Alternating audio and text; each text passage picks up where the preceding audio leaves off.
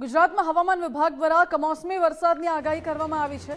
હવામાન વિભાગે આજ માટે પૂર્વાનુમાન જારી કર્યું છે, જેમાં દીવ, દમણ અને દાદરાનગર હવેલીમાં વરસાદની શક્યતા દર્શાવાઈ છે। આ સાથે જ સાબરકાંઠા, અરવલ્લી, મહીસાગર અને છોટાઉદેપુરમાં ગ્રીન એલર્ટ અપાયું છે। સુરત, તાપી, ભરૂચ, નર્મદામાં પણ હળવો વરસાદ વરસી શકે છે।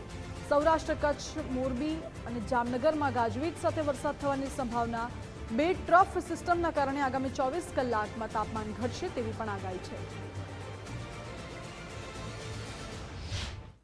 दिन के लिए 24 फरवरी से लेकर 2 मार्च तक इसमें आज हम light rain with thunder shower का पूर्वानुमान दे रहे हैं।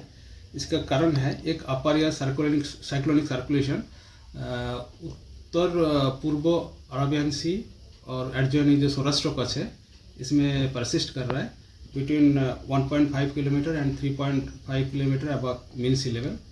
और एक जो सिनोप्टिक सिचुएशन इम्पॉर्टेंट है हमारे लिए, एक ट्रफ परसिस्ट कर रहा है साउथ इंटीरियर कर्नाटक से लेकर मराठवाड़ा तक 0.9 kilometre above mean sea level में ये परसिस्ट कर रहा है। ये दो सिनोप्टिक सिचुएशंस के कारण गुजरात रीजन और सौराष्ट्र कच्छ में light rain with thunder shower का पूर्वानुमान दिया गया है। इसमें मेनली जो डिस्ट्रिक्ट आ रहा है सौराष्ट्र कच्छ में कच्छ, द्वारका, मोरबी, जामनगर, राजकोट, पोरबंदर और जूनागढ़।